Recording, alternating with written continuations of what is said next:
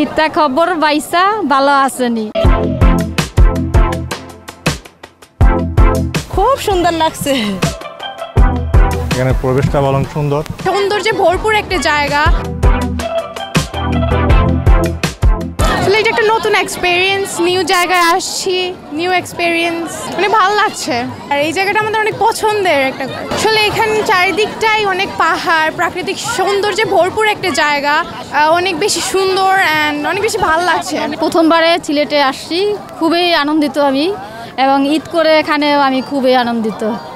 সুন্দরভাবে ঈদ করতে পারতেছি, অনেক ঘোরাফেরা করতেছি, অনেক মজা করতেছি। অনেক জায়গায় ঘুরেছি, তো সিলেট ঘোরা হয় নাই, তো এটা বাকি ছিল, এই জন্য সিলেটে ঘুরতে আসলাম। অনেক পাহাড়, হ্যাঁ প্রথমবার আসছি আমি।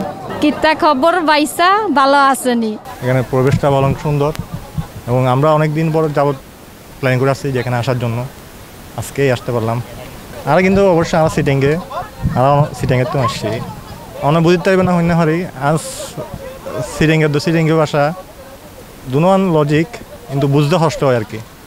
আজকে সকালেও কিন্তু সিলেটে আইছি, আমি সিলেটে মাইতাম পারি, আপনারা ভালো নেই এটাও বলতে পারি। কিতা বাইসা কেমন আছো, ভালো আছো নি? সিলেটে আসলাম, অনেক জায়গায় যাওয়া হয়েছে বাংলাদেশের, সিলেটের অনেক নাম, এর জন্য এসে দেখলাম, ভালোই লাগলো। সবাই অনেক মিলেমিশে থাকে। সিলেটের চা তো অনেক ফেমাস। এখন আপাতত কিছু খাওয়া হয় না, আজকে বললাম যেহেতু আসছি ট্রাই করবো, তারপর দেখা যাক। কিতা বাইসাব, কিতা খবর, ভালো আসেননি? সিলেটের তো প্রাকৃতিক সৌন্দর্য দেখার জন্য সবাই মুগ্ধ, এই জন্য প্রাকৃতিক দৃশ্য দেখার জন্য আসছে। খুব সুন্দর লাগছে। এখানে এসে এই প্রথমেই জাফলংয়ের এই জলপ্রপাতে আসছি। সিলেটের মানুষের সাথে এখনো তেমন পরিচয় হয়নি, কিন্তু যেটুকু ভাবিছি যে এখানে জলপ্রপাতে ওঠার সময় অনেকে হেল্প করছে, সেটুকুতে বুঝলাম না সিলেটবাসী অনেকেই ভালো।